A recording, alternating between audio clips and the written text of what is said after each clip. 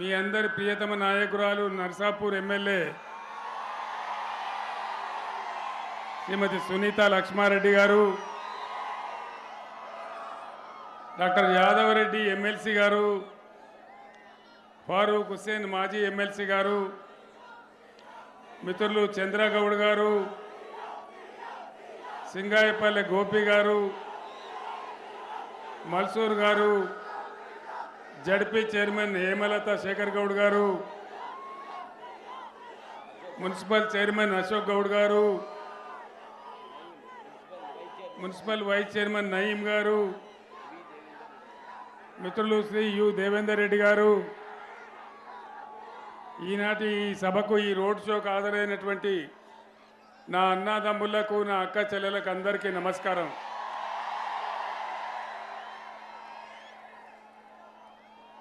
పార్లమెంట్కి ఎలక్షన్ జరుగుతూ ఉంది. ఆ విషయం మీ అందరికీ తెలుసు. గత 4-5 నెలల క్రితం అసెంబ్లీ ఎలక్షన్ జరిగింది. ఆ ఎన్నికల్లో అరచేతిలో వైకుంఠం చూపెట్టి మనందరినీ మోసపుచ్చి అధికారంలోకి వచ్చిన కాంగ్రెస్ పార్టీ ఏ ఒక్క వాగ్దానాన్ని కూడా అమలు చేయలేదు. రైతులను, యువకులను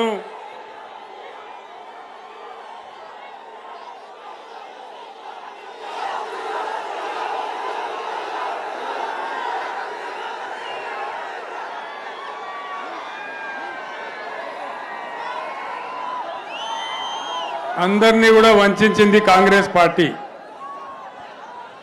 నేను ఇంకా 2 సభలకు వెళ్ళాలి.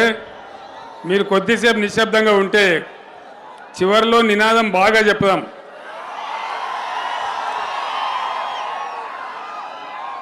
కాంగ్రెస్ 6 గ్యారంటీలు 420 హామీలు ఇచ్చింది. ఒక ఉచిత బస్సు అనేది తప్ప ఇంకా ఏది కూడా నెరవేర్చలేదు. ఆ విషయం మనందరికీ తెలుసు. రైతు బంధు అందరికి పడ్డదా? పర్లేదా? నర్సాపూర్లో కూడా వల్లే 2 లక్షల రుణమాఫీ జరిగిందా? జరగలేదా? ఆనాడేమో ముఖ్యమంత్రి కేసీఆర్ 1,00,000 రూపాయలు మాఫీ చేసిండు.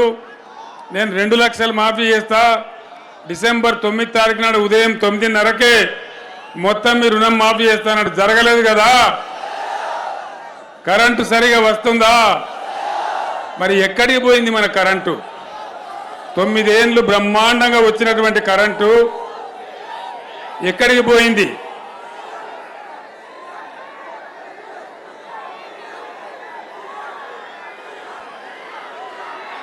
ఏ బాబు ఆపాలే, ఆపాలే, ఆపాలే.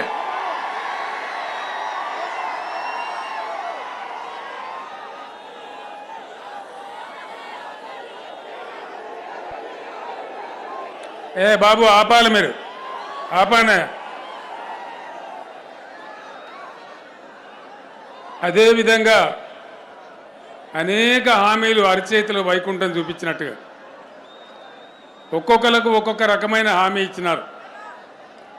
విద్యార్థులకు 5 లక్షల కార్డు ఇస్తామన్నారు. రైతు కూలీలకు కూడా నెలకు 1,200 రూపాయలు ఇస్తామని చెప్పినారు. ఫ్రీ బస్సు పెట్టి ఆటో రిక్షా కార్మికుల నోర్లు కొట్టినారు. సాగునీళ్లు లేవు. మిషన్ భగీరథ బ్రహ్మాండంగా పట్టణంలో 1 రూపాయికే కనెక్షన్ ఇచ్చి గ్రామాలలో రూపాయి కూడా లేకుండా ప్రతి ఇంటికి నల్లా ఇచ్చి పుష్కలంగా వచ్చిన భగీరథ మంచినీళ్ళు కూడా మాయమైపోయినాయి. ఎక్కడికి పోయినాయి ఆ నీళ్లు? కరెంట్ ఎక్కడికి పోయింది? 5 నెలలనే ఇంత ఆగమాగం ఎందుకైతా ఉంది? ధాన్యం కొంటున్నారా? వడ్లు కొంటున్నారా? పోతలేవా? 500 బోనస్ వస్తున్నదా? బోనస్ బోగసే అయిందా? ఏది కూడా ఏ విషయంలో కూడా ఇదే పద్ధతిలో జరుగుతూ ఉంది. రైతు బంధు కూడా రేపు వ్యవసాయం చేసినోనికే ఇస్తారట, పొలం దున్నితేనే ఇస్తారట. ఇంతకుముందు అట్లా వచ్చిందా? ఇంతకుముందు అందరికి వచ్చింది కదా, టైం మీద పడ్డది కదా. ఇంకా మజాక్ ఏంటంటే రైతు బంధు ఎప్పుడు ఇవ్వాలి? వరి నాటేసేటప్పుడు ఇవ్వాలి, నాట్లు పడే ముందు ఇవ్వాలి. ఇస్తే అది ఉపయోగపడుతుంది. కోతలైనవి కల్లాలైనవి ఇప్పుడు రైతు బంద్ వేస్తా అంటారు. ఇంతకన్నా పెద్ద జోక్ ఇంకేమైనా ఉంటుందా? కాబట్టి నేను అనేది ఏంటంటే ఒక తల లేకుండా తోక లేకుండా ఈ ప్రభుత్వం అనేక రకాలుగా తెలంగాణను నష్టపరుస్తూ ఉంది. కరెంటు కోతలు పెట్టడం వల్ల హైదరాబాద్ నగరంలో పరిశ్రమలు వెళ్ళిపోయే పరిస్థితి ఉంది. ఐటీ ఇండస్ట్రీ దెబ్బతినే పరిస్థితి ఉంది. మన నర్సాపూర్ ప్రాంతానికి వస్తే బ్రహ్మాండంగా నేను కోమటి బండల నుంచి ప్రత్యేకమైన లైన్ వేయించిన మంచినీళ్ళు బాగా రావాలని, కాళేశ్వరం ప్రాజెక్టుతో నర్సాపూర్ లింక్ కావాలని, ఇక్కడ 1,50,000 ఎకరాలకు నీళ్లు రావాలని మన శంకరంపేట నుంచి కాలువలు తవ్వుతూ ఉన్నారు. అవన్నీ మీ కళ్ళ ముందట్నే ఉన్నాయి. మల్లన్న సాగర్ నుంచి ఒకసారి నీళ్ళు రావడం మొదలైతే నర్సాపూర్ బంగారు తునుక అవుతుంది. దాన్ని మనం ఇవాళ ఈ కాంగ్రెస్ ప్రభుత్వం చేస్తుందనే నమ్మకం నాకు లేదు. దానికోసం ఆ కాలువ పూర్తి కావాలి, మల్లన్న సాగర్ నుంచి బ్రహ్మాండంగా నర్సాపూర్కు నీళ్ళు రావాలి అంటే ఎంపీగా వెంకట్రామరెడ్డి సార్ గెలవాలి. ఎందుకంటే మనందరం కలిసి యుద్ధం చేస్తే తప్ప ఈ ప్రభుత్వం నీళ్ళు ఇచ్చేటువంటి ఆచారంలో లేదు. మనకు అర్థమవుతా ఉంది. ఏ ఒక్క హామీ నెరవేర్చలే, ఇంకా నెరవేర్చే ఆశ కూడా లేదు. మనకు ఇబ్బంది కలుగుతూ ఉంది. అటు విద్యార్థి లోకాన్ని గోల్మాల్ చేసినారు, అన్ని రకాలుగా కూడా ఇబ్బందుల పాలు చేస్తూ ఉన్నారు. కేసీఆర్ ఎన్ని రకాలుగా నర్సాపూర్ అభివృద్ధి చేసిండో మీకు తెలుసు. మున్సిపాలిటీకి నేను 25 కోట్ల రూపాయలు ఇచ్చిన వాటిని కూడా వాపసు తీసుకొని పోతా ఉన్నారు. గ్రామాల డెవలప్మెంట్ కోసం కూడా డబ్బులు ఇచ్చినాం, వాటిని కూడా వాపసు తీసుకొని పోతా ఉన్నారు. ఏ రకంగా కూడా క్యాన్సిల్ చేయడమే తప్ప ఏ విధంగా మనకు ఖచ్చితంగా వాళ్ళు ఇచ్చేటువంటి పరిస్థితి లేదు. మన కొల్చారం మండలంలో మల్లినాథ సూరి పేరు మీద మనం యూనివర్సిటీ పెడదామనుకున్నాం, దాన్ని కూడా చేసే పరిస్థితులలో ఈ కాంగ్రెస్ ప్రభుత్వం లేదు. అదేవిధంగా బీఆర్ఎస్ గవర్నమెంట్ ఉన్నప్పుడు హల్దీ వాగు మీద, మంజీరా నది మీద ఎన్ని చెక్ డ్యాములు నేను కట్టించినో మీకు తెలుసు. 10 చెక్ డ్యాములు కట్టినాం, దాంతో పంటలు బ్రహ్మాండంగా పండించుకున్నాం. దాన్ని అంతా కూడా ఇలా దెబ్బతీసేటువంటి పరిస్థితి వస్తూ ఉంది. అంటే తాగునీళ్ళు రావు, సాగునీళ్ళు రావు, కరెంటు రాదు, పేదల సంక్షేమం లేదు. ముసలోళ్లకు 2,000 రూపాయలు మనం పెన్షన్ ఇచ్చినాం, వీళ్ళు 4,000 ఇస్తామన్నారు. వచ్చినాయా 4,000 రూపాయలు? వచ్చే నమ్మకం ఉన్నదా?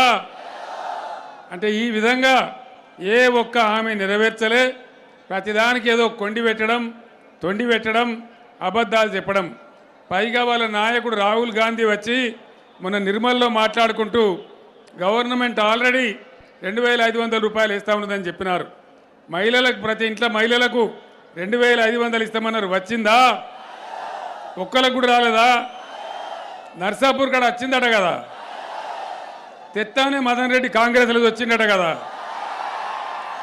తేలేదా మదన్ రెడ్డి? నిజమా? మరి ఎందుకు పోయిండా మదన్ రెడ్డి?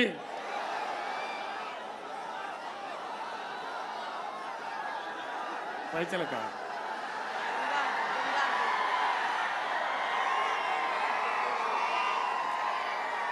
మీ అందరికి కూడా నా చరిత్ర, మదన్ రెడ్డి చరిత్ర తెలుసు.